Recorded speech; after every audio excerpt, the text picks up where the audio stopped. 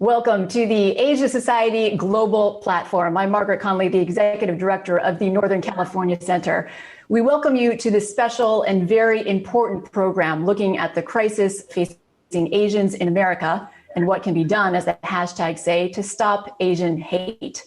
Today, we bring the President and CEO of Asia Society, Kevin Rudd, together with two Asian American alumni of our Asia 21 Young Leaders Network. Both of these leaders have been advocates for the Asian American community long before this recent outbreak of racism, and they are powerful voices now.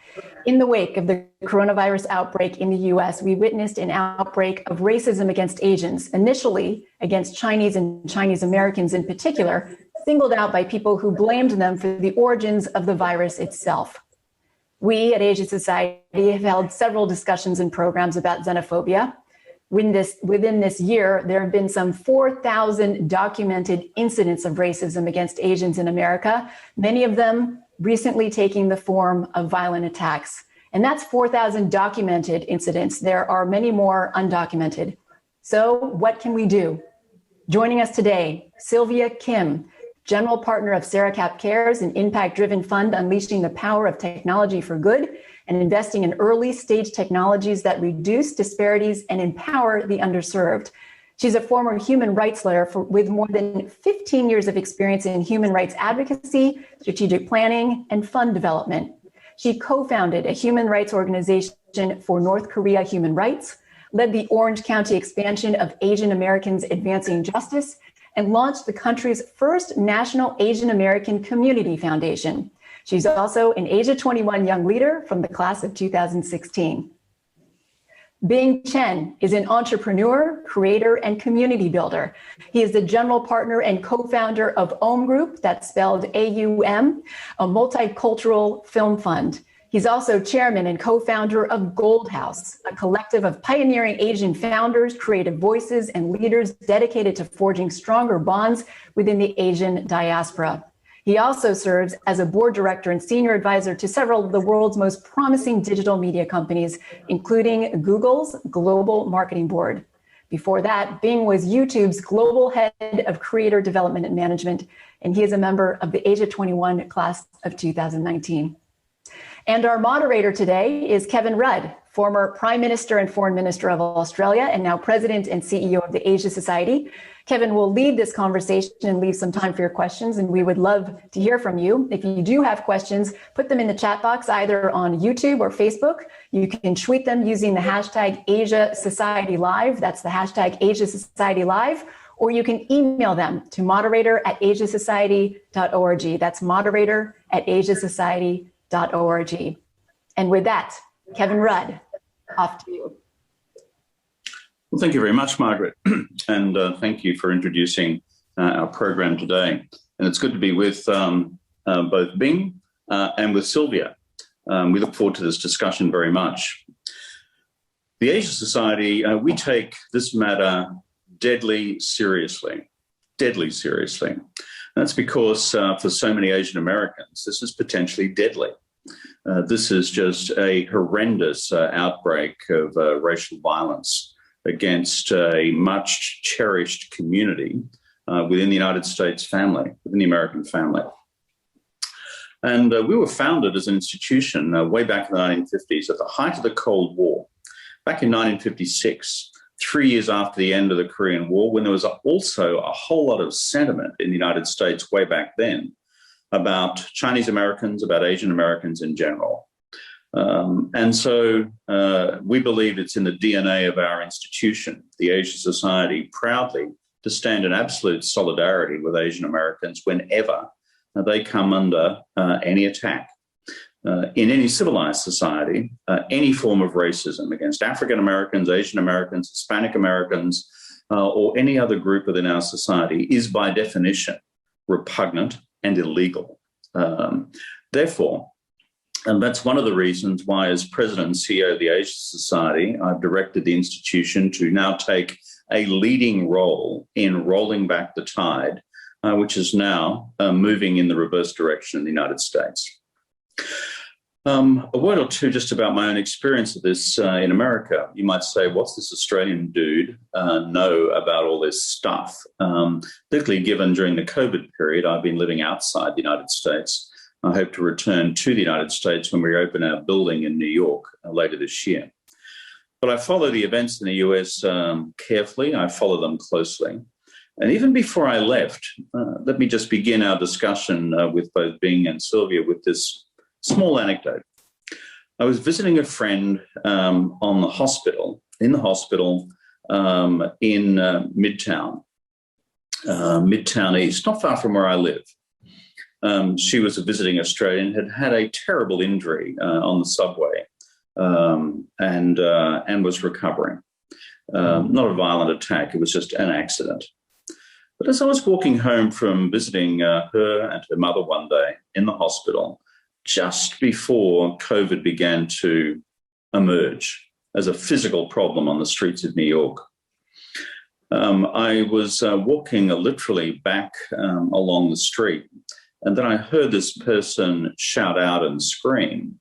A young Caucasian male scream at an old, subsequently discovered Chinese gentleman, get out of our country, get the expletive out of our country, go back to where you came from. We don't want you here.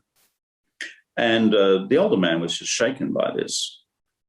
Partly because there's an element of the crazy brave in me. I then stormed across the street, hurled expletive deleters at the young Caucasian male and told him to go away in a particular form of expression.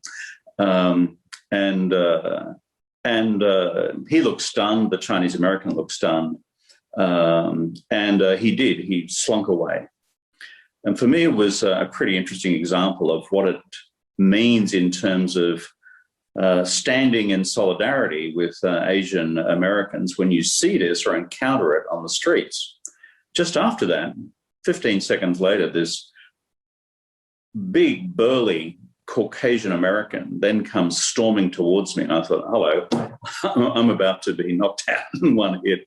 And unlike Bing, who looks as though he goes to the gym regularly and could stand up and defend himself in the streets, I am not a pugilist by either training or predisposition.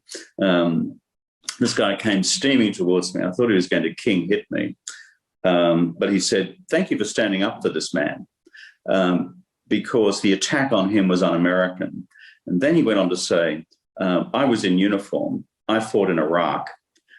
We fought to defend liberties, civil liberties, and being a decent country.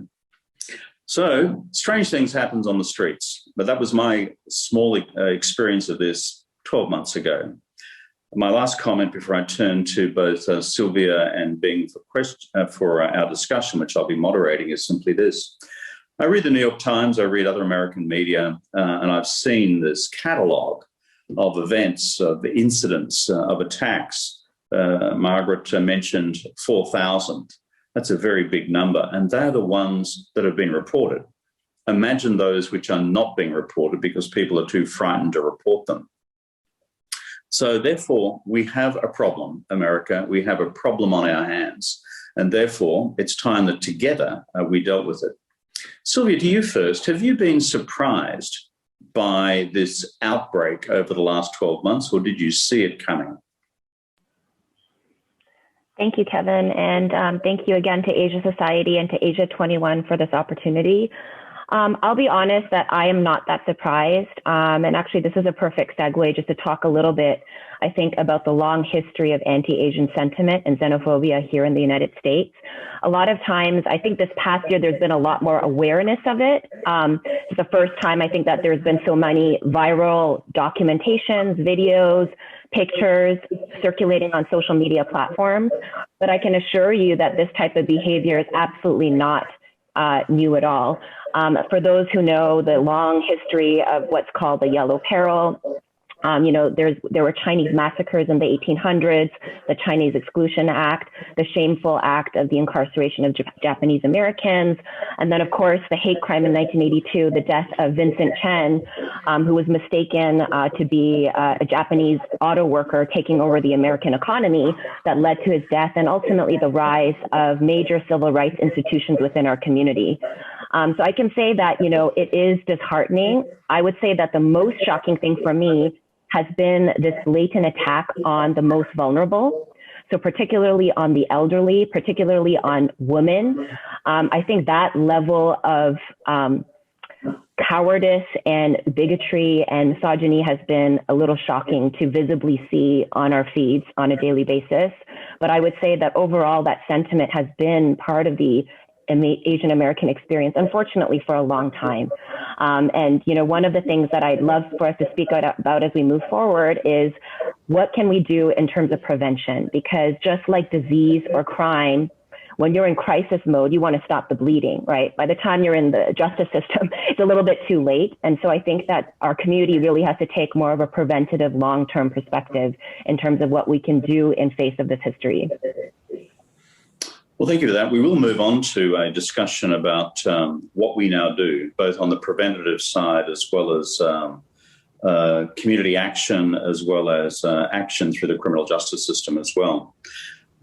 Sylvia has pointed to the fact that this is not a new phenomenon in America, and even though I'm not an American, I've looked at all the acts of federal and state legislatures through the 20th century and certainly in the 19th century, banning various forms of Asian immigration, restricting various forms of Asian immigration, and couched in utterly racist terms.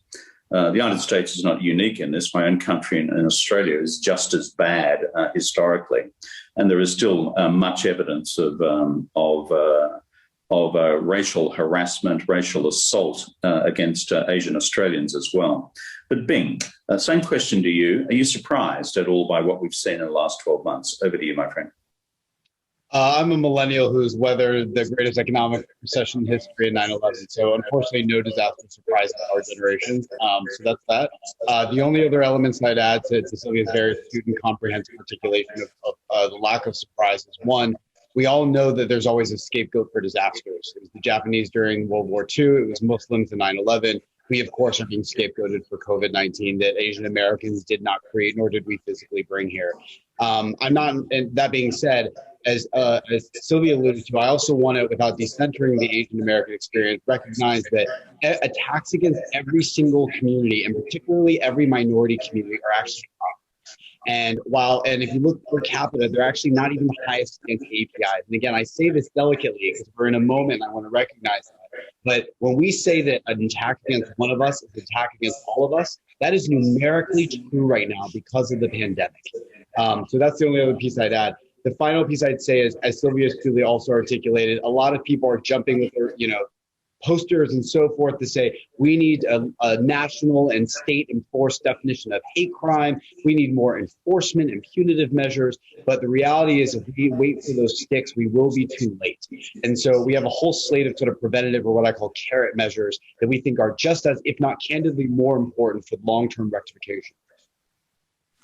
Well, let's move on to that part of it. But just before we do, you've mentioned the elephant in the living room, which is COVID, and the direct attribution in the minds of many ignorant Americans between the COVID scourge, which has been inflicted on America, more than 500,000 people dead, and we have an economy which has had the guts kicked out of it.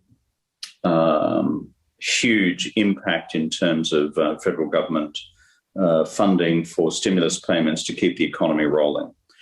And in the mind's eye of some in the United States, but obviously a significant and ill-informed minority, this is somehow the fault of Asian Americans. In the incident reporting that we've got across the country, is that part of the language that's being used directly against those who have been suffering assault in the streets? Or is it just one part of the mix? Bing, over to you first. Back to you, Sylvia. mean, as you know, President Rudd, the pandemic was just gasoline and fire in so many different ways, whether it was minority-owned businesses already suffering, whether it was women of color being scapegoated and penalized and fetishized in different ways. And so too in this experience, this is merely gas to a fire that is known as perpetual foreigner, where Asian American Pacific Islanders have conditional acceptance in this country. And there's a litany of different examples that Sylvia alluded to earlier, from internment to legal exclusion. You don't just see this, though, as you know, on the streets and attacks. You see this sort of pernicious perpetual foreigner, both syndrome and attacks, even in corporations, where Asian Americans and Pacific Islanders are the least likely demographic to be promoted in management, according to Harvard Business Review. You, once again, are welcome to a corporation, but are not invited or integrated enough to elevate yourself. And so that, again, the net is, this is just a gas on an existing fire. And unfortunately or fortunately, it is now incumbent on our community, as well as hopefully allies, to fix this problem that we did not ask for. Sylvia, to what extent has COVID just been the gas on a pre-existing fire? How big is it as a dynamic in what we're seeing at the moment? I think that the pre-existing fire was absolutely there. And again, we've talked a lot about that history, and I love what's being said about the scapegoating of our community. I think that too often times the whole concept of the model minority myth, that Asians accept microaggressions. You know, when you call someone a derogatory term racially to an Asian, it's a joke. You know, we're not being the ones gunned down. We're not being the ones that are being viciously attacked. And so I think that in a way, for generations, Asian Americans have allowed these microaggressions to continually light that fire, which now COVID has just pushed over the edge. I do want to acknowledge that I do believe that some of the previous administration's characterization of the virus has contributed to some of the conception that it is okay to associate Asians with the COVID-19 pandemic. And I think that that's been one of the key characteristics that have also lit the fire. And I would say that a lot of the initial incidents, of course, many of them are very violent, but have also tied Asians back to the flu, whether it's Kung flu, graffiti on Asian-owned businesses, Chinese virus, go back to your country, don't bring your virus here. Those kinds of, I think, verbal articulations of how Asians are being associated. And again, once again, being seen as the perpetual foreigner or the yellow peril. Yeah, I think we should name it for what it is. I mean, Trump's use of the term Kung flu, for example, is a repugnant act of racist politics. It's not even effective dog whistling. It's basically taking out a clarion horn and proclaiming to white America, or to non-Asian American America, that there are some people here who are appropriate targets for the scapegoating. And that, for me, just needs to be named for what it is. And before we move off it, to simply say, for anyone listening to this webcast, the bottom line is this. For God's sake, whatever the origins of the virus were in Wuhan, and that's the body of the evidence, the idea that you could in any way blame any Chinese person in the United States for what occurred in Wuhan is just mind-bogglingly stupid. Secondly, it is doubly mind-bogglingly stupid to think that a Korean American, a Japanese American, a Filipino American, the poor woman who was bashed senselessly the other day in the streets of New York, or an Indonesian American, or others from South Asia and India as well, could somehow, in any matter of logic, be held responsible, even faintly and directly, for whatever went down in Wuhan at the last part of 2019, is just so brain dead it needs to be named as such. It's just totally and utterly brain dead as a proposition. Anyway, let's get on to solutions now that we've dealt with that one. I'm really taken by the language which both of you have used in different ways. Let me use it in these, paraphrase it in these terms. You've described Asian Americans as being perpetual foreigners, that therefore, reflecting on your own experience within the United States, that you would see yourself in the eyes of white Americans and non-Asian Americans as perpetual foreigners. and that the micro forms of racism are real and pernicious. As a colleague of mine said in the Asian Society the other day, whose partner is a Japanese American, there are so many things which white guys like me and him do not actually see because we are not Asian in the streets, but which, in his case, his partner sees and feels on a regular basis. So explain to me a little further about what this is like as we transition our conversation into what now do we do about it. The micro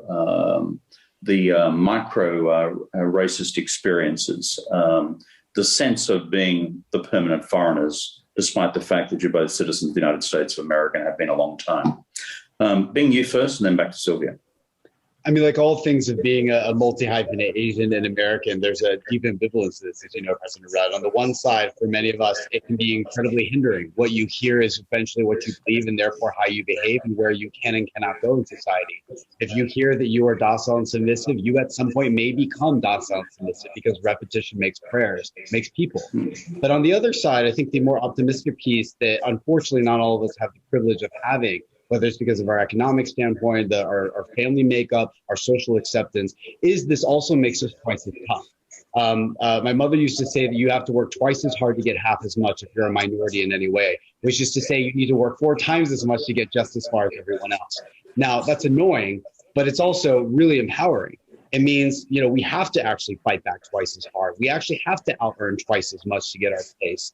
And while that can, again, be very frustrating and impossible for some, for those who have the privilege or the fortitude to get there, there can actually be miraculous things.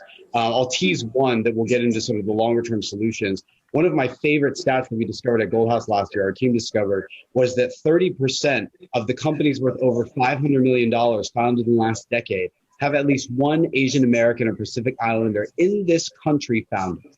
That means that 5.6% of people are controlling and contributing and leading and were invented 30% of the most valuable companies in the world. And the reason this is powerful is not just because of economic mobility, of course, for them, but these people have completely reshaped and reimagined and invented industries that have been employed and are enjoyed by many millions around the world. We're talking, of course, about DoorDash, Uber, YouTube, and so forth.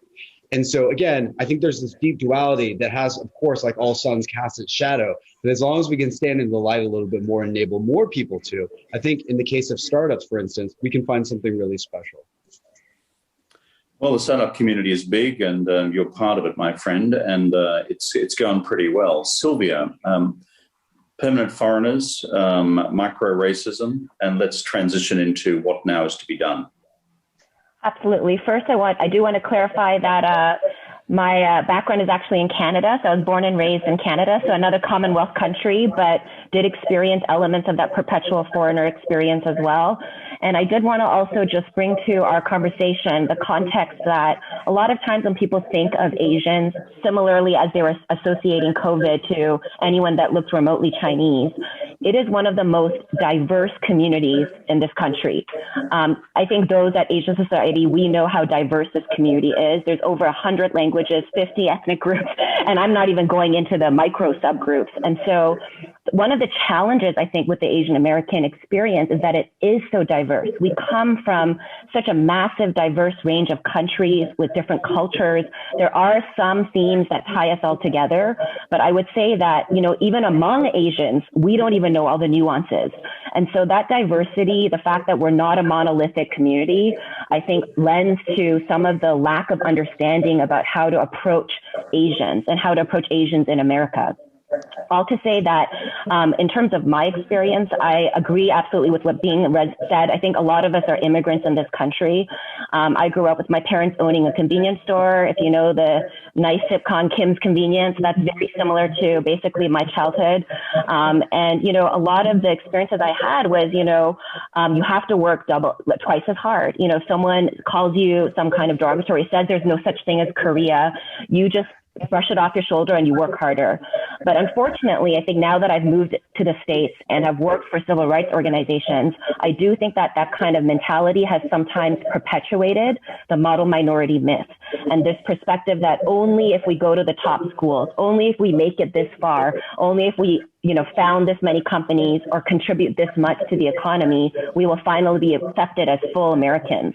And I think what this whole pandemic has shown and has resurfaced is that the sentiment of the perpetual foreigner will not go away with no matter how much success we have as a community. What we ultimately have to do, and I know I'm jumping ahead again, but I think that the perception and the myth, the model minority, this perception that we have to work twice as hard and that's acceptable, the fact that we have to be apologetic if we feel bad that, we're getting these microaggressions, all of those kinds of experiences, I think we have to now really be unapologetic and really claim that, those kinds of submissive stereotypes are no longer going to be tolerated. And I can share for myself that not only do I have the sporting my short haircut, which I know is very unusual for women, there's a personal reason for that. We shaved our head to support my mother-in-law's cancer journey.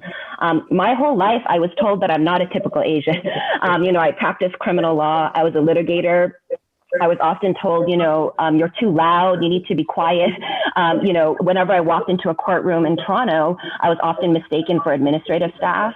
Having personally experienced just how much more aggressive and assertive I need to be to say what I need to say and to be a voice, I want to ensure that my children and that generations to come no longer have to apologize for how they look and how that does not match the stereotype of an Asian American.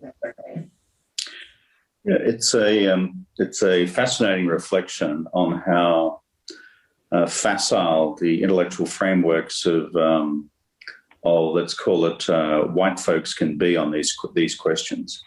I'm not described in the United States as a European American, if you think about it. I mean, the whole notion of being European. I mean, people talk about Irish Americans. They talk about German Americans, Italian Americans, etc.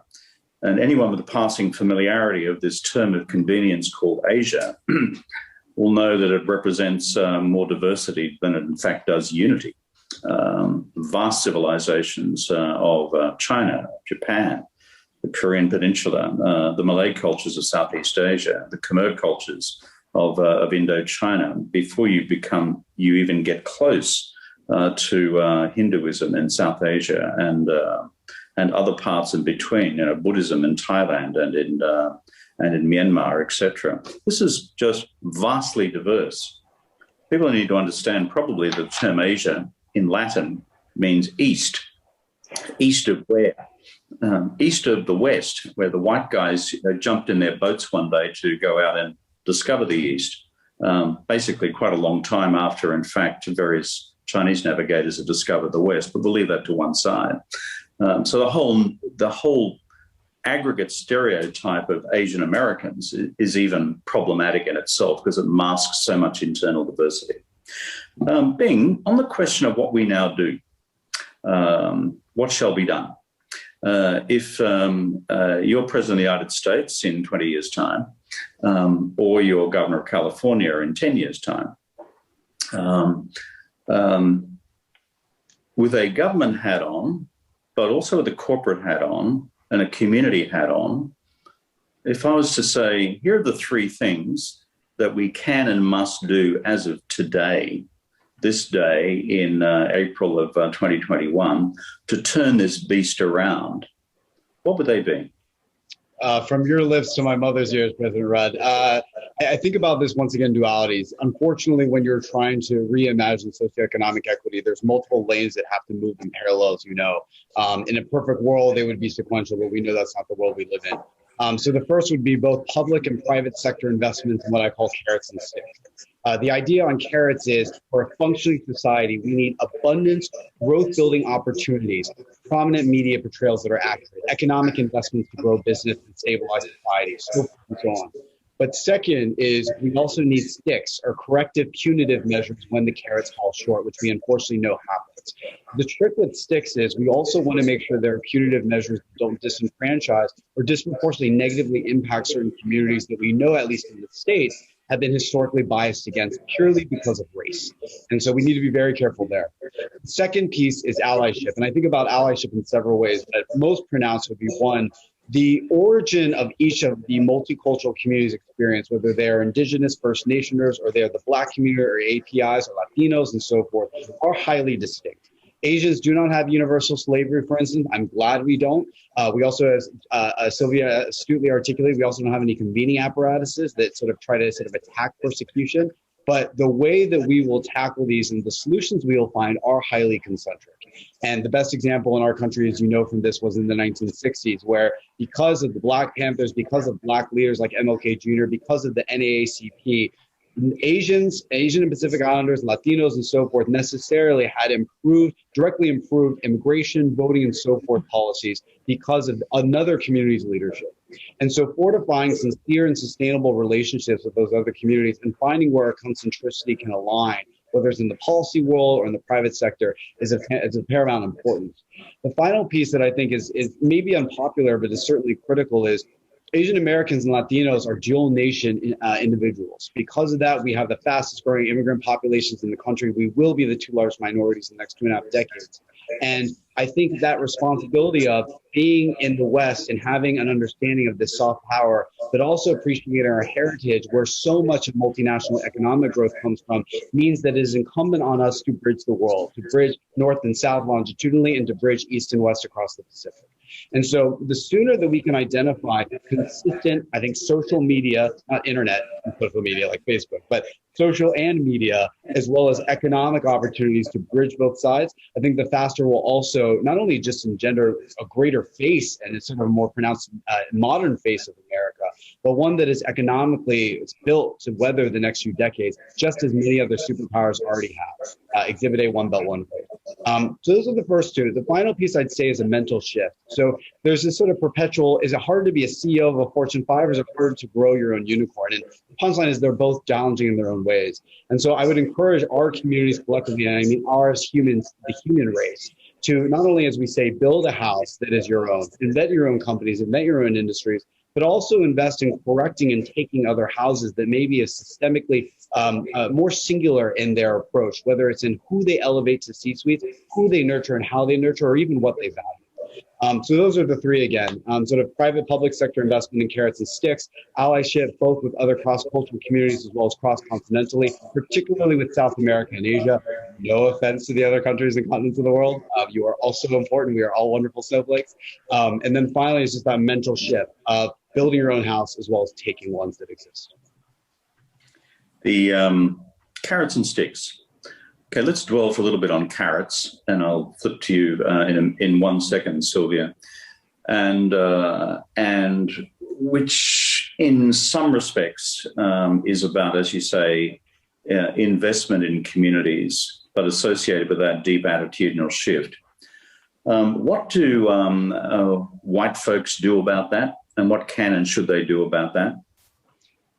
I almost half want to hear from a white folk person, which would be you, President Rudd. So I'm curious there. But I mean, I think it's a couple of things. I think one, and this is easy for me to say as a minority, but as someone who is a majority in other places, I think the first mental shift is the world is not a zero-sum game.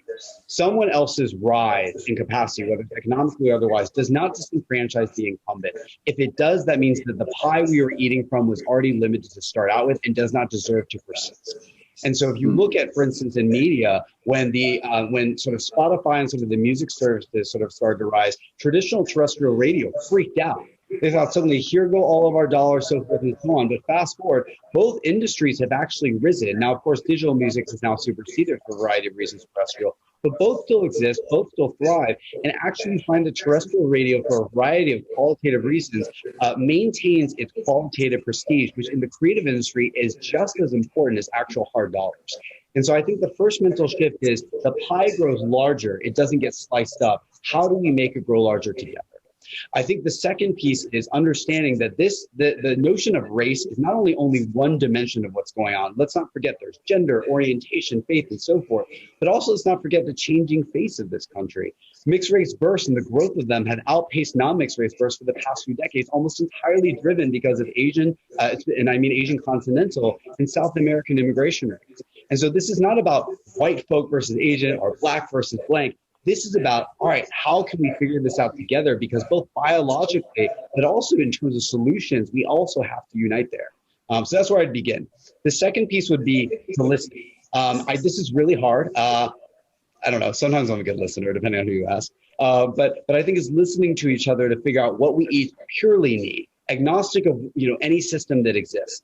And because humans are more concentric than we are different, this has been corroborated by loads of empirical research. Punchline is we all want strong professional impact and strong familial relationships. Everybody wants the same thing. Those may manifest, of course, differently.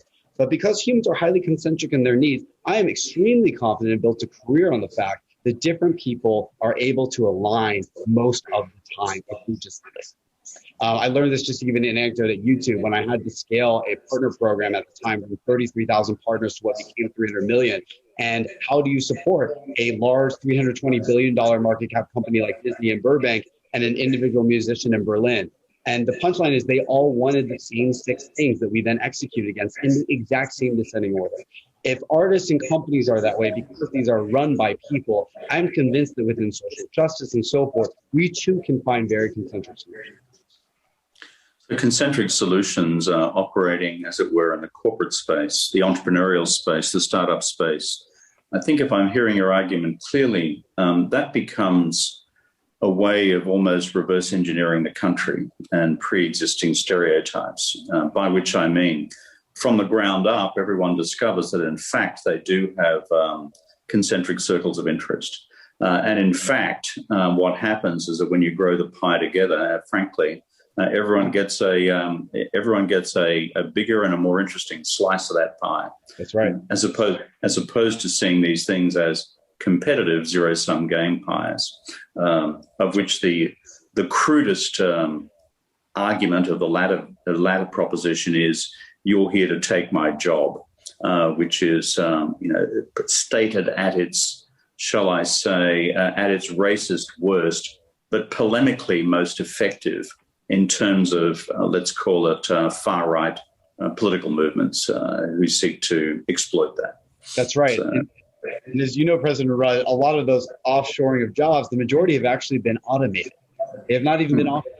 And so all the more why, and by the way, to be clear, I don't blame those individuals who feel like they are, they're being disenfranchised by other minorities. I don't agree with that. They're patently wrong. But I understand where they're coming from, and I'm not entirely sure it's their responsibility to find their own new skill set in their own bubble. I think this is where it's incumbent on private and public sectors to fix a society that we have been complicit in building. I mean, just to extend this to racism, I majored in psychology as an undergrad. People are not born racist, is the punchline. There is loads and loads of evidence that shows that racism is taught, right? And so that makes me believe and also know, once again, that people are not born bad. People are born good and pure with a tabula rasa slate. The reason they become bad is because suddenly they can't afford to put food on the table. Suddenly they cannot feed mouths. Suddenly they're being evicted. And when that happens, when you have nothing, the way that you feel like you have something again, you exert agency, sometimes by convicting or finding others who are culpable. Now, again, I don't agree with that, but I understand that experience, and therefore it's responsible on the rest of us who have that privilege to create these spaces for socioeconomic growth for all to do so. By the way, call me Kevin. I keep looking around my shoulder to see who President Rudd is, but our Prime Minister. Sorry. I am being ethnocentric and trying to project our titles on you. Look, it's a feeling of an Australian minority in the United States. I'm just feeling offended, just call me. I had earlier. Just call me Kevin. That'll be fine. Right. But being as I flick to Sylvia on this, the bottom line is any of us who've ever sat in a room with a bunch of preschoolers know that our children wonderfully are colorblind. And my 2 little grandkids are Chinese Australians. And so it is wonderful to see them in a group of multiple ethnicities. And frankly, in the world of 3, 4, 5, 6, 7-year-olds, this is just not even part of the consciousness.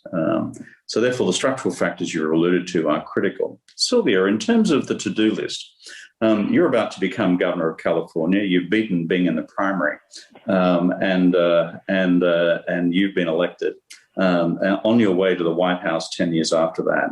And so tell me, in terms of your top 3, you can use Bing as carrot and sticks, or you can just go to sticks and then carrots, or whatever frame you want. What would be your top 3?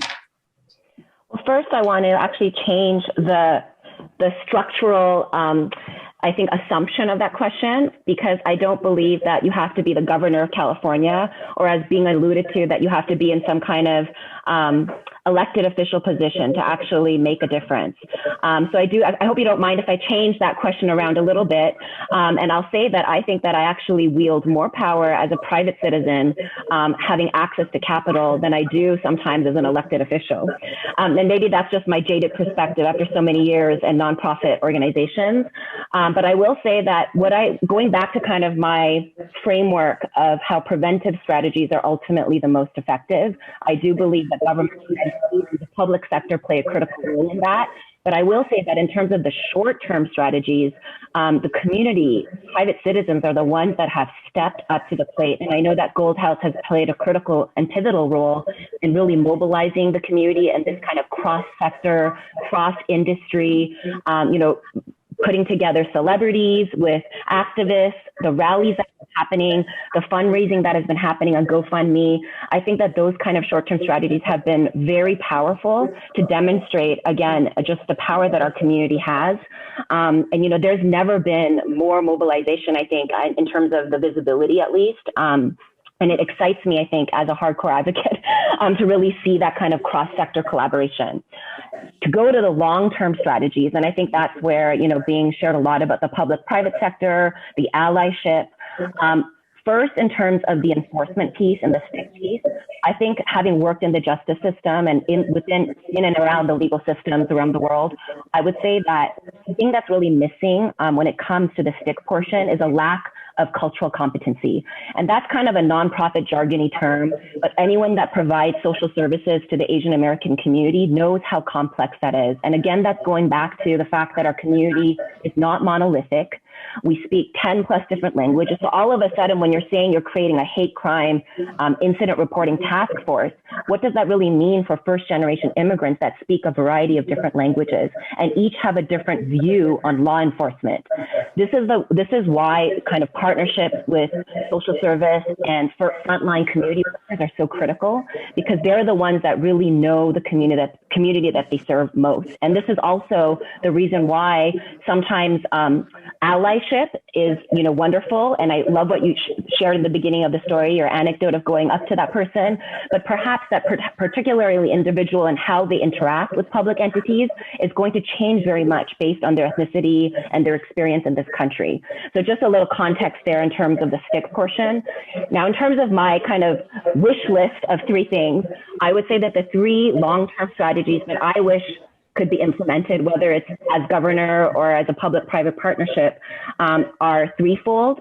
One is in education. So what I see is a complete disconnect at times between what's happening right now and an understanding of our history, even some of the things that we talked about during this, kind of this forum right now. And there's this disconnect in terms of the trailblazing work that a lot of civil rights activists have already done. And so I think that disconnect is a problem. And there has been a movement to incorporate Asian American curriculum within our education system. I think that needs to be done, not just for the Asian American community, but again, for those that are going to be wielding the sticks, for those that are in elected official positions. What does it mean when you say Asian? And I don't even think that elected officials understand how diverse our community is. So education to me is a long-term strategy that, will have multifaceted approaches. The other main long-stream strategy is in how do we shift culture. And I think that is where, again, groups like Gold House have done an incredible job in advocating for representation.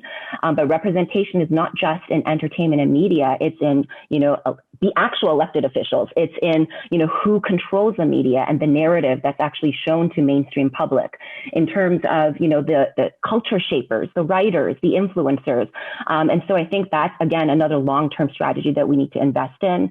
And lastly, as being mentioned, allyship is one of those things that I think just does not happen overnight. And, having learned of just, what happened during the LA riots, the complexity of the relationship between the Asian and the African-American community here in Southern California, what happened during those 30 years? There has been some progress. And of course, there are those who have been at the forefront of those race relation conversations. But I would say that there hasn't been enough investment. And again, this is the preventative strategy, right? It's not about putting the Band-Aid on once the bleeding started. And we have to understand that when we take a systems perspective, the model minority myth and the whole concept of white privilege is to actually pit communities of color against each other. And so I think that this whole, breakdown sometimes of the relations between the Asian American and the African American community is really ultimately perpetuating white supremacy. And so in order to really dismantle those kinds of systemic, structural, insidious, kind of forms of racism and bigotry, there has to be so much work that's put in. And, that's where I think a huge investment in terms of next gen leadership, who are going to be the ones that understand those intersectional identities, those identities that comprehend generational differences within the Asian American community, generational differences within the LGBTQ community, the African American community, and understanding just the intersectionality of those identities. That's actually the hard work, I think, that gives me hope, but I also know is also the least sexiest in terms of investment. And so I think that's where, if I could do it, those would be kind of the three large overarching things that I would love to invest in terms of preventive strategies, and with the overarching understanding that anything that's done within our community has to have a level of cultural competency. Otherwise, it's just not going to reach those that need it most. Okay, the education, culture, allyship. And what you and Bing seem to be saying together is that if we are able to craft a better world, it's an intersecting set of almost three arrangements whereby the legislative framework establishing norms, legal norms, is clear and enforced effectively, that the re-engineering of cultural norms at the softer edge occurs through private-public partnership and can be done effectively that way, but also by corporations of the type which you've both been talking about, just growing the cake and leading by an existential reality, which is diverse firms like this grow the cake and everyone gets to become who they wish to become. And that it is the creative interplay of these three sets of dynamics which bring about aggregate change over time. Sylvia has given you about 47 shout outs for Gold House. So let me tell you, so let me ask you, what is it and what the hell are you doing that's so good? So here is your Asia Society promo for a 60-second advertisement for what are you doing that's so brilliant out there? And give us some insights. I think the first thing is it's not me. It's our incredible 100+ person team and our incredible 1,000-person collective. So we'll start with that. The second piece is I wanted to name a silver house because I'm Asian, but we insisted on gold.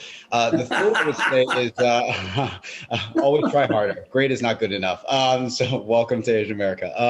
So when's Platinum House coming? So small tangent. For April Fool's Day, we decided it was time to have something with levity and whimsy with no goal. And so we almost renamed ourselves to Platinum House for the day, but being self-effacing felt a little more appropriate. So we renamed ourselves to Silver House for the day. But next year will be Platinum, year after will be Diamond, and we'll go from there. Anyway, in all seriousness, I think the first step is we listened. We spent a lot of time 3 years ago, and fast forward, we're now the largest API cultural leadership collective, understanding why Asians have not historically convened. And it's exactly what Sylvia alluded to earlier. We are the most diverse race in the world, 50 ethnicities, hundreds of dialects stretched to every corner of the earth or every bend of the earth. We have no historic universal struggle. Thank God we don't have a universal historic struggle. We also don't have regular convening apparatuses like Shabbat dinner or church that so many of us love and grow up in.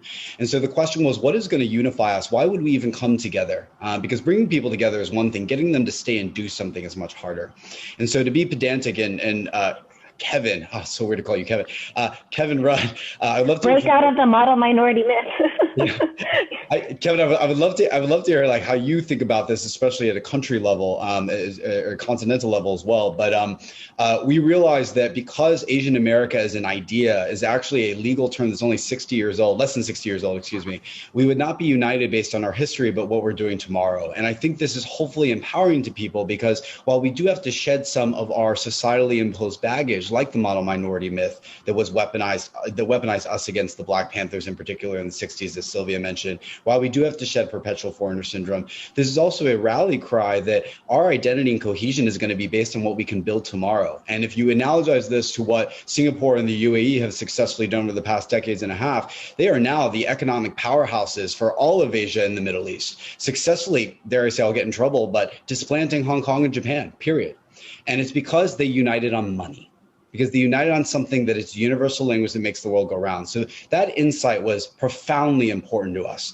Now, what do? We have a systemic approach to engendering greater socioeconomic equity. So on the socio side, we collaborate and are the first API call for every major Hollywood studio, where we consult culturally on the authentic portrayal of APIs and scripts for films, all the way to ensuring the successful opening weekends, all the way to ensuring the successful wins.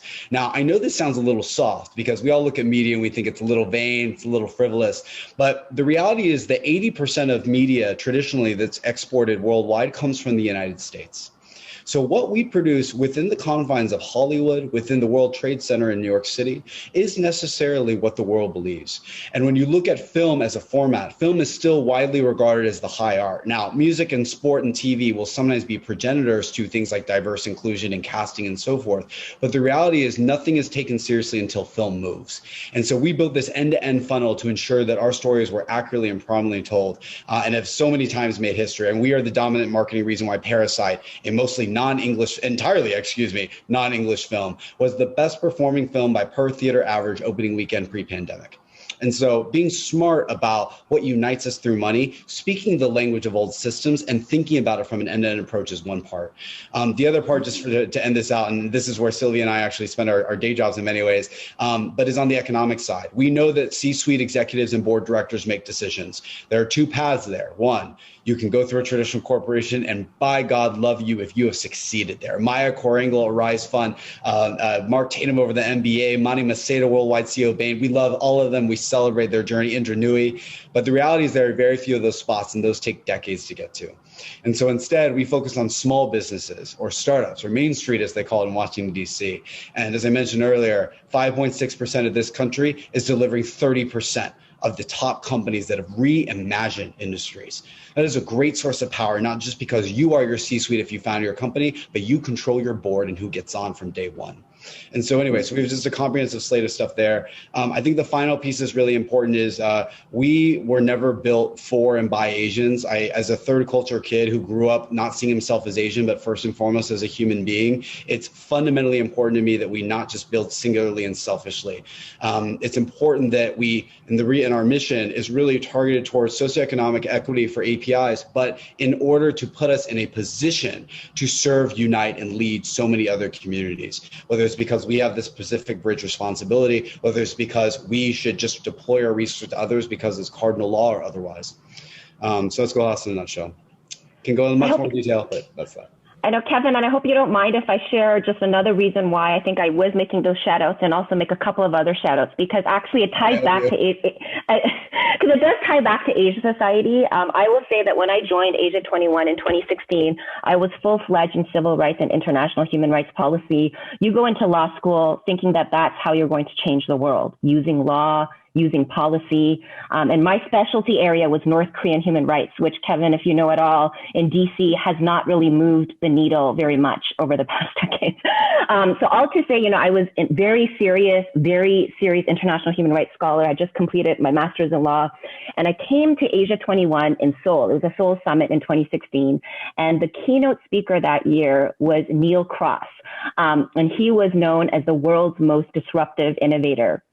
And I will tell you that it blew my mind.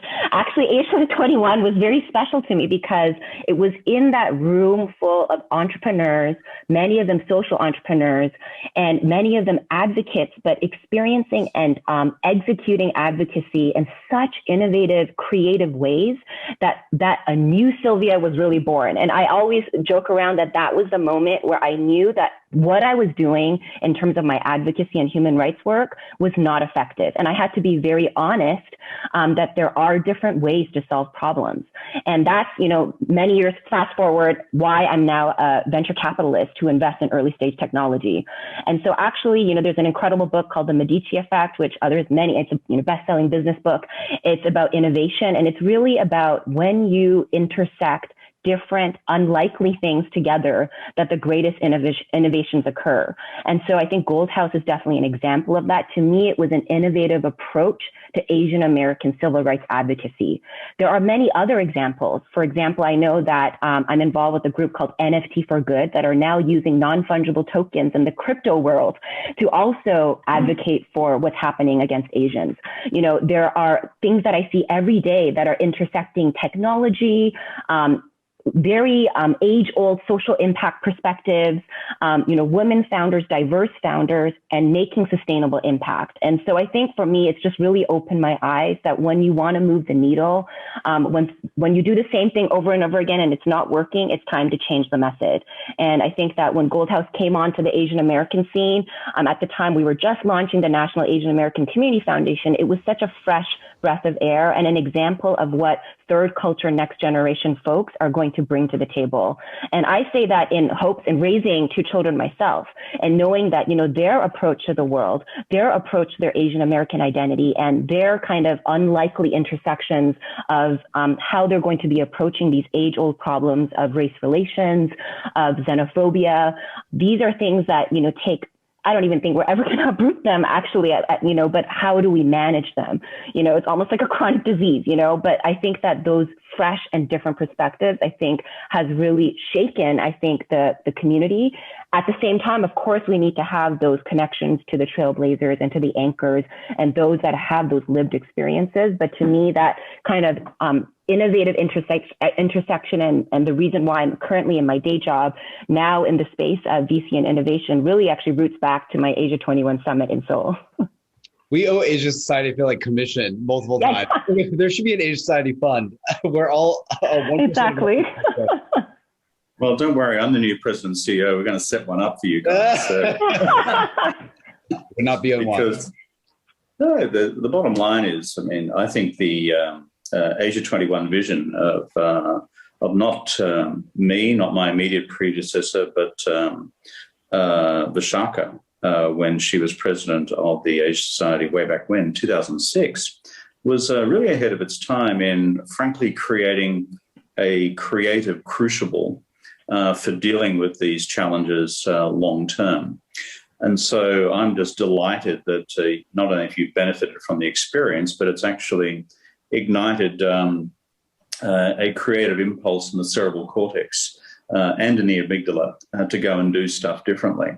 And I think Sylvia's reflection is really so important. The definition of insanity is to keep banging your head against the wall, doing the same thing year in, year out, and finally discovering at the age of 65 that doesn't quite work. To which the answer should be innovate and go differently. And if we can be, as the Asia Society, a crucible for that, not just in a formalized campaign and support and solidarity with Asian Americans, but reinventing the paradigm, which is what you two guys are on about. Film, how people are presented, terrific. And that is deeply shaping economic opportunity, financial possibility, growing the pie. These all, as it were, shatter the old static, as it were, paradigm of us v. them, whoever the us happens to be at a particular point in history and whoever the them happen to be. Now, we've got a bunch of questions which are rolling in the door. So there'll be a very simple rule of thumb here. Anything that's really easy, I'll try and answer. But anything that's really tricky, you two can answer, if that's all right. So, do we have this? No, because you're president. Yeah, and we're just yeah. so close. That's great. I've just gone from Kevin to president again. So life comes full circle, don't you know? yeah, exactly. Anyway, I'll just run through these questions so that we can use the next half hour productively and interactively. Andrew asks via email, what can we say to those who insist on equating Chinese people with China? It's happening in chat too. Poor relations between the US and China contributing to this? I think so, he says. What's the best way to explain that Chinese people shouldn't be treated as some sort of fifth column? Well, that goes to a very rich debate, which has been around since the McCarthy period.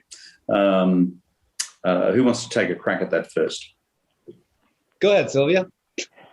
Start with the smarter one. No, what are you talking about? No, I mean, I think that's kind of the age-old question. And again, that goes to my long-term strategy of education, right? It's ultimately, I think, a lack of understanding about the complexity of Asian American history, whether it's, in whichever country you exist in, of kind of the history and the patterns of immigration that lead to those kind of simple associations that are really oversimplified, of course. I mean, I think that the change in mentality will take generations.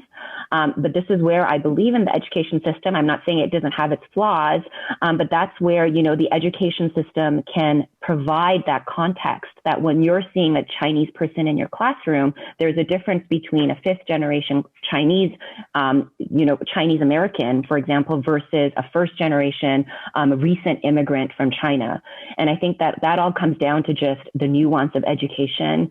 And, that happens, of course, within institutions and outside of institutions. It also happens in terms of film, in terms of how culture and stories are shared. So I would say that, that kind of, in fact, validates, I think, that long-term strategy that we need to do a better job in terms of educating ourselves and educating those around us, including whatever society we live in, that when you say Asian, it's a very complex thing. It's not just Chinese. It's not just Korean, or it's not just Filipino. It's just, it's a very complex ethnic group. And I mean, when you say Chinese, we're not even going to get into it, but, we're not talking about regions and dialects and, all of the different cultural nuances that exist when you say the overarching term Chinese as well. Yeah, that's so Sylvia, your surname is Kim. I take it from that you're not Irish, you're probably Korean American. My surname is Rod. Telltale sign. Telltale signs. My surname is Rudd, so I'm not Japanese. I just want to put that out there on the table. I'm not Rudd-san. So I'm boringly Anglo-Celtic. Bing Chen sounds, as a student of Chinese language myself, I'm taking a wild punt, Bing Chen, that your background is Chinese American. Xing Chen, and then 就是这样子. And so on the core question which is being asked, which comes directly out of Kung Flu, which comes directly out of, let's call it, the broader dynamics in the US-China relationship, which is what I spend most of my day job on, by the way, as the head of the Asia Society, and US-China relations and where it goes. And it's all going bad at the moment, has been for quite a while. Do you have any reflections on, frankly, the difference between the 92 million members of the Chinese Communist Party who actually drive, as it were, the machine in the Chinese state, the other 1.3 billion Chinese who are not members of the Chinese Communist Party within the PRC, and the tens of millions of Chinese who make up the Chinese diaspora around the world? So some reflections from you, my friend, given that you're the only non-Irish, non-Korean member of our gathering of three. So over to you. Wow, you give me the hard one. I would say something that Sylvia once again said really astutely is we need to grow up and understand that simple associations have enormous fallacies. I mean, I think about, for instance, when we boycott companies, for instance, and try to call out CEOs, especially for traditional companies, we're not penalizing the CEO or company, we're penalizing the lower echelon workers who were not complicit in these decisions. And so I think just using education, not just in schools, but even modernly with adults is of vital importance. I think the second thing, just to translate this to a specific industry, because this is one of those questions that's so broad, we can quickly just, meander around 5,000 different lily pads. But one area that I think about that's particularly pernicious recently for us is within media and the malreporting of the Atlanta murders, 6 of which, as we know, were Asian women, and all of which were lower income. And I think about specific thing that media can do here to reshape our public opinion about individuals and or other countries and their actions is first and foremost that precision really matters. Nouns really matter. So you just alluded to, President Rudd, you're still upgraded, is Kung Flu. There, as Sylvia alluded to this earlier, but there have been studies on studies that indicated that the favorability of Asian American Pacific Islanders in the United States actually rose for decades since the 60s. Now there's a dark side to that, but still rose nonetheless and actually plummeted by multiple percentages the second that Trump said Kung Flu and China virus. And so nouns really matter. I'm going to invoke another example, because I realize this sounds small, but remember, nouns can shape mentality and approach, which shapes policy. I distinctly remember when NBC became the first broadcast network to outlaw the term alien and illegal immigrant in favor of undocumented. This, by no coincidence, led to a direct windfall of favorable policies from DACA and otherwise. I'll give you one more that's animate but non-human. It was a bunch of nostalgic Apollo astronauts who took the famous picture of the blue marble that when you Google Earth, you see. And by no coincidence, that nostalgic set of astronauts set off within 2 years the official Earth Day and favorable and really landmark environmental policies. So again, precision in imagery and language absolutely matters and is where this starts. I think the second piece that matters is cultural fluency. So Sylvia alluded to this earlier, but investing in reimagining, all of what we have known to be true. Exhibit A, I just got 4 new plants because I'm millennial and it's all the only living thing I can take care of. A pet would just die. I asked my friends, what should I name them? And I landed on Eeny, Meeny, Miny, Mo, because I think I'm adorable. And the reality is Eeny, Meeny, Miny, Mo actually comes from a anti-Black racist rhyme. And so obviously they're not eeny, meeny, miny, mo anymore, but relearning things like that, relearning that Thanksgiving is actually a very problematic holiday, as much as we all love Black Friday, is really, really important. And so this only happens when we bring those who are afflicted, who have been written out of history because history is ruled by victors, which means society is still ruled by victors. Bringing them to the table and getting cultural fluency is really important. In the media industry, this means hiring and empowering and elevating people who look a certain way and have certain lived experiences. Exhibit A in Atlanta, if you read the Korean language reporting of the victims in particular, and not to say all Korean, but if you read that, it was deeply human. They were looking at the victims' histories and lived experiences and so forth. If you read anything from English media, it was all trying to humanize the murdered domestic terrorists. The fact that, for instance, I still lament this, that I knew that he went to church before I knew the stories of 6 Asian women and 8 innocent victims is a travesty. That is a failure of media. And so cultural fluency by engagement of victims and those who've been historically disenfranchised is number 2. And then third, and this gets back to the proverbial fake news issue and what's real, what's not, we're overloaded with information, is making sure that we're investing in platforms and publishers that are that are hell-bent on delivering the truth when it really matters. So I realize I'm not directly answering a question, but I think it's really important for these broader questions that we narrow down. And because media is half of my life, I think that's one place we can action against now. Yeah, what strikes me on the cusp of China's emergence as the world's largest economy, this is just me attempting to answer the question that's been thrown at us as well, is, and I say this as a white guy, is just how monumentally ignorant white Americans are and white Australians are of the complexity of Asian history and culture. And this is a monumental failure of our collective education systems. I'm a guy in Australia who 25 years ago began a campaign for the teaching of Asian languages in Australian schools: Japanese, Chinese, Korean, Indonesian. And it's had faltering success over the years. But you know something, the take-up still of these critical languages of the continent and the hemisphere of the future, which is the Eastern Hemisphere. The Eastern Hemisphere. If you simply put all the economic aggregates together, it's the Eastern Hemisphere. Then the appalling ignorance about, let's call it, the history of the 3 kingdoms on the Korean Peninsula. what has been the history of China and Japan, what has been the internal and contested history of China itself, for which the current communist period is frankly a drop in the ocean compared with how China has evolved through 2,000 years of imperial history, and prior to that, the divided kingdoms before the unification under the Qin. And similarly, the ignorance of India, etc. And so there has to be a revolution, frankly, in, let's call it white guys' consciousness, that understanding otherness is not just some, as it were, cute multicultural moray. It is now absolutely essential to understanding the world which is about to come crashing down on your shores. And getting that message through the cerebral cortex of a bunch of Anglo-Celtic Americans, Anglo-Celtic Australians, is a challenge. Next question. This is, again, really sharp and deeply sensitive, but I'm going to ask it anyway. Michael Che Kim asks via YouTube, why do you think ordinary non-Asian minority Americans are also attacking Asian Americans? And of course, the sharp focus there is what unfolded on the streets of New York against that poor Filipino-American woman recently. Reflections on this, please. I know it's hard and it's tough, but let's go for it.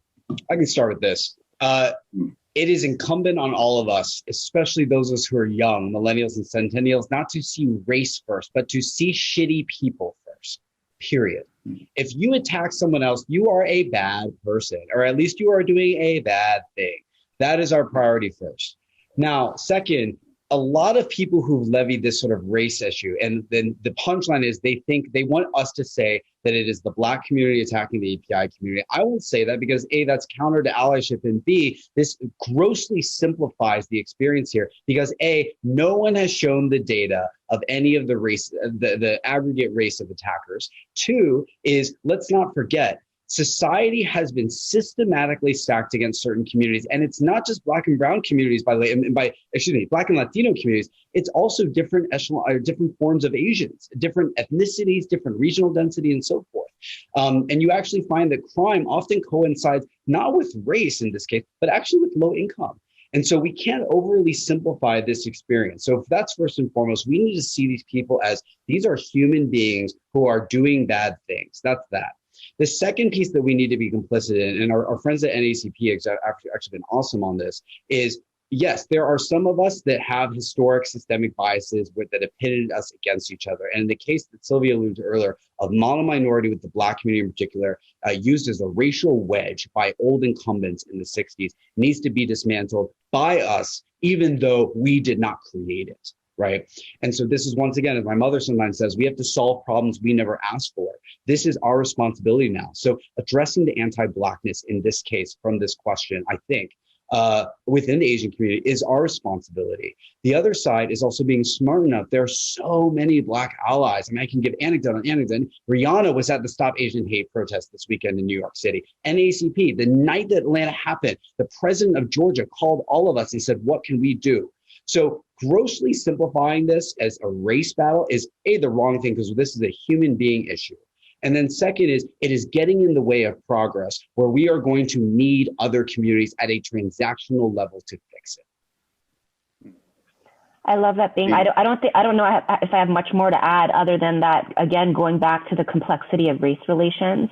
Again, these things just don't happen overnight. And I think because there hasn't been a lot of investment into authentic race relationship building, again, between the LA riots until now, is the reason why there's this oversimplification of what's happening right now.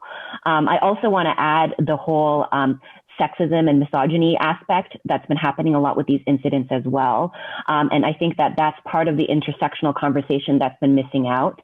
But a lot of the attacks have overwhelmingly been on elderly women. And there's this perception that, women are just easier targets, of course, notwithstanding what happened in Atlanta as well. And so I think that there's just so many layers here. And this is the reason why it's difficult to jump to conclusions without putting in the hard work of really understanding and building up race relations, as being so articulately mentioned, in terms of moving us forward beyond this moment to actually preventing further incidents down the road. It'd be great, given the history of, as you said, minorities being pitted against each other in the United States, formally or informally, as that's evolved. If we could move ahead in our mind's imagination a few years, and we have in the Washington Mall the "We Have a Dream" speech with leaders from the NACP, leaders from the Asian American communities, leaders from the Latino community, which is we have a dream of a multicolored America. It's because it's as if you need some large national symbolic event which basically puts to the sword this idea that people can be pitted against each other. That in fact this is a unity proposition for all people who have been on the receiving end of racist treatment in the United States over the years, over the decades. So thank you for that. Last question that I've got is from Monica. Monica asks via email, what advice do the speakers have for Asian Americans like myself to get involved right now? And what advice for others who would like to do the same? And how also can non-Asian Americans accompanying Asians help to prevent assault? So let's take the first part first, which is, and we've got about 10 minutes left in our conversation. If you want to get active now and you're someone who's watching YouTube bright and shiny things, Bing and Sylvia talk about the world and what can be done differently, and you're just beginning on this journey, but you want to get involved, what's your advice? Your experienced folks. Start with you, Sylvia, and then I'll come to Bing. I think Bing can probably mention all of the different groups that are involved because I haven't been as active in the space in the past recent year, but I will say that a lot of wanting to be involved can also start with self-education.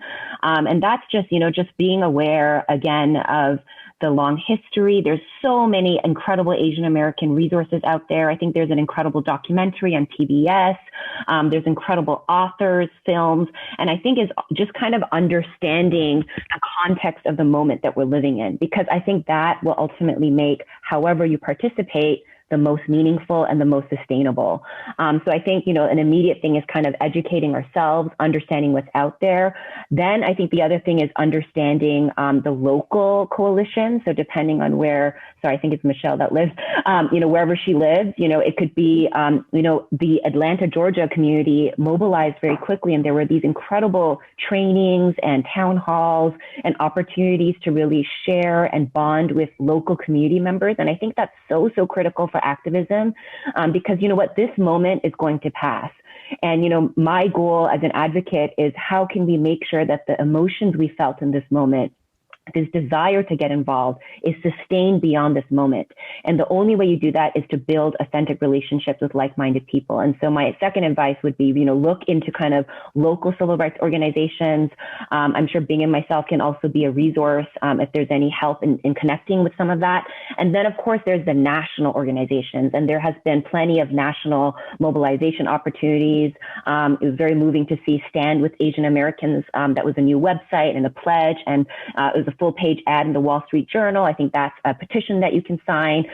There's so many other, I think you could probably know the specifics, pledges and GoFundMes and campaigns that you can donate to, and so many rallies, I think, happening almost on a weekly basis. But I would say a lot of it, to me, my strategy and kind of philosophy in life has always been inwards, outwards. So, kind of starting from inward first and, reflecting and making sure that whatever I do outwardly is out of that overflow and understanding.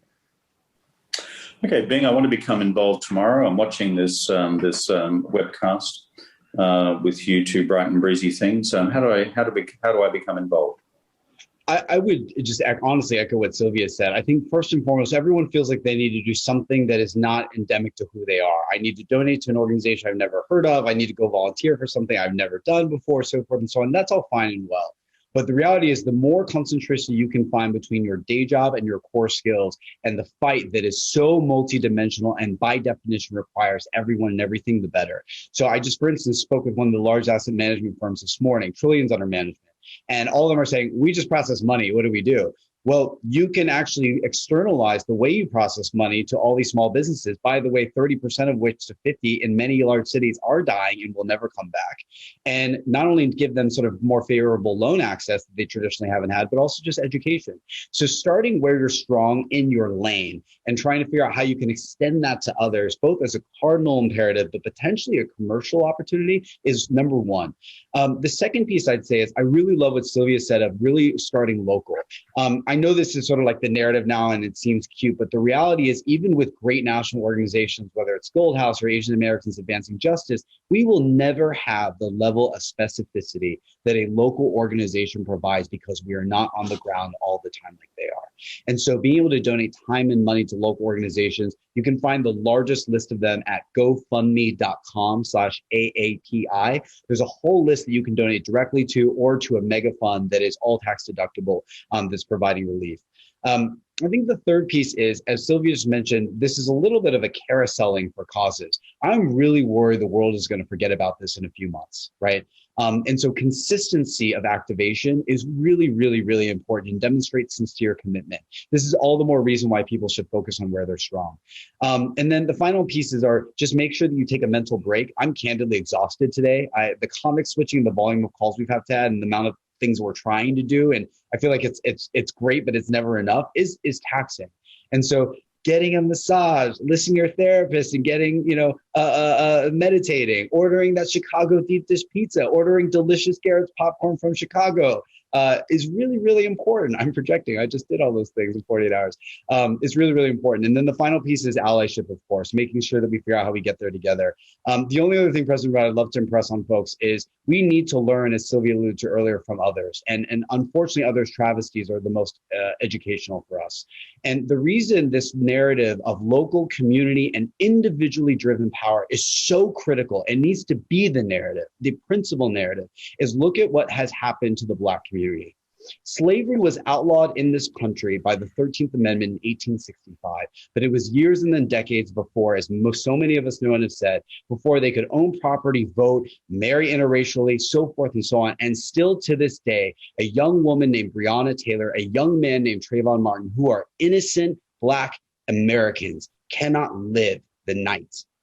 So let's be very clear. Laws, private sector investments, a historic summer of reckoning with protests and Black Lives Matter is still not enough. And so what is going to be enough?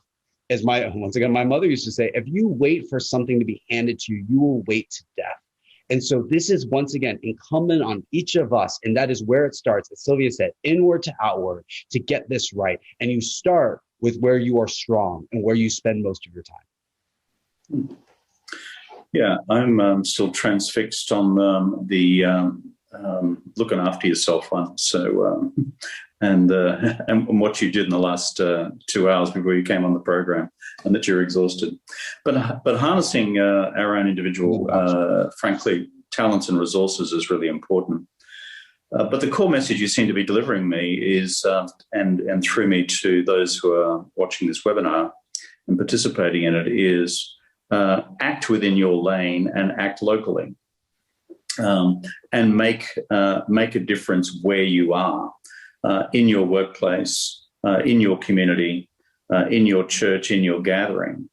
And I suppose I'd add to that, the next time you hear a piece of racist shit from somebody, throw it back in their face. Just throw it back in their face. Because there's something about norm setting, which is not just from governors and presidents and prime ministers. It's frankly norm setting when you're in the elevator. It's norm setting when you're in the street, when you're norm setting when you're in the store and you hear someone say something bad to Mrs. Kim Sr., who's running the convenience store. And you just say, that's just so much shit, shut up. I think, as you said before eloquently, being a shitty behaviour should be defined as such, and all of us have a responsibility to call that out. Last few minutes, we're here at an Asian Society gig, and you're all from Asia 21. For those who don't know what Asia 21 is, it's a secret society of Illuminati, which we've carefully cultivated over the last... No, it's not. And we all send you secret capes and hats to wear on special occasions. But we gather together bright and breezy, innovative young leaders, frankly, from across the countries of Asia, including the United States, including my own country, Australia, at least annually, and now through virtual communities much more regularly than that, to think through together common challenges which face the future. We now have an alumni network of 1,200, which has grown over the last 14 years. And I'm thinking as President and CEO of the Asia Society about how we take it forward into a new chapter, and not just on the subject that we're dealing with, but more broadly as well. So if you were me and you're President of the Asia Society, then where would you take Asia 21 on this question which we're gathered on today, which is turning back the tide and changing the tide, frankly, on the future of Asian Americans? So do you want to go first? Okay, I can go first, sure. I mean, I think that the Asia 21 network is very global in nature, and I think that sometimes the US-centric approach, I think, doesn't maximize the potential of the network. Because I think for me, especially when I was in Seoul, the thing that I really felt, and being, I can't remember where your year, was it in the US for you, your year? Yes, San Francisco. Okay. Yeah. Got it. Yeah. So for me, I think because it was in Korea and, there were so many people from all over the world, I really felt like there was such a global community and a new hope to kind of address complex global problems in such an innovative, fresh way. So I will say that actually, I think that's one of the strengths of Asia Society and Asia 21. And I think that there's a lot to be learned from that global community in terms of application here in the US. And I think that sometimes those voices also aren't amplified as much in terms of the solutions they may have in each of their local communities. So I would say for me, I feel like Asia 21, I've always, I think I haven't turned down a speaking engagement yet. Anytime they've asked me, I think it's an incredible community, but I also often wish like there were more opportunities to just hash out ideas and actually understand where those connection points are. Because I think that the community is so diverse and again, has such a unique global perspective. And I think going back to kind of the insanity of doing the same things over and over again, perhaps that kind of innovative global perspective is exactly what's needed in this moment here in the US when we're facing this level of xenophobia and violence. And I have a feeling that many Asia 21 members will have felt some level of xenophobia in each of their countries as well. So I think there's just a lot to be learned from that global perspective and would love to kind of find that. Obviously it's difficult virtually, but have always just felt that sometimes it's just, I don't even know who's in the network and, what voices we're missing. And I think that's something that's something that I would love to kind of facilitate, I guess, and somehow. I don't know, Bing, go ahead. I completely agree, actually. I think it's two things. Community building has to at once be structured and dictated from the top, specifically the Asia 21. Here are the specific challenges we think worldwide for younger folks are the most pressing. How do we solve this together, and creating very specific programming and getting there. But then secondly is also creating fluid communication lines where people can just share what they're doing to find sort of concentric points. And both need to happen. The only other piece I'd say is my model for everything, for better and worse, is the Walt Disney Company and church. And so I think for this, it's church, where churches get together weekly on Sundays. If you're Christian, for instance, afterwards they have barbecue, so there's a social element. They also have Bibles or manifestos that you go back and read and can teach others and evangelize. We can debate all day long whether any of that is good or not anymore for everybody. But the lesson remains that so too building a community, just as the church has done more powerfully than any other cultural institution in history to date, I think is really instructive. So, what is the Asia 21 manifesto? Maybe it's a list, sort of like the Millennium Goals, of the most pressing topics for young folks. Number two, are convening every Sunday. Maybe there is a Zoom every Sunday or once a month just to get everyone together. That's of course followed by some PG rated happy hour. And so, et cetera, sponsored by Foster's now. So forth and so on. So I think those two lanes, though, are really important. I'm Australian. We never do PG. We only do M. So fair enough. Good man. You were allowed to say that. I am not.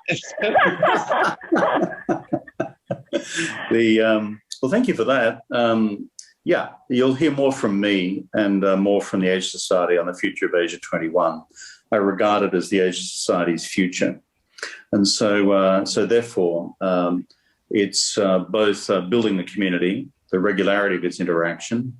As a practicing Anglo-Catholic, I understand the church analogy, but also to take up a point from Sylvia, it's also coalescing around individual problems to be solved. And so one of the convenings that I'll be putting together soon with Margaret, who introduced us today, who's the head of our Northern California Center of the Asia Society, is an expanded task force on what we practically do as individuals, as an institution, to roll back this tide on Asian Americans, and to prove being wrong, that this will not fade in 3 months' time. As I keep saying to my own team, we actually have the name Asia Society. I hear a bugle call, which is we are being summoned to duty right now on this question that we're all talking about, including us white guys, and we must therefore act. So Asia 21 strikes me as very much the Pope's battalions on these questions. So there you go. Listen, Sylvia, thank you so much for spending an hour and a half of your precious time with us. And I'm sorry to pull you out of your jacuzzi, Bing, for the purposes of spending a hard-working hour and a half with us. You can go back. Jacuzzi. You can go back to the tender nurturing of your soul after this. But it's been a fun conversation. Thank you for sharing this time with us. And for those of you who are watching this webinar, you wish to contact us in the Asia Society with your own contribution, go to our website. Please email it in and get connected to what we're doing as an institution which is trying to do good, not just in the United States, but in the world, on causing this scourge of racism to become a minor footnote in 21st history rather than a dominant theme. So thanks, folks. Thanks, Bing. Thanks, Sylvia. And we look forward to catching up with you soon. Cheers.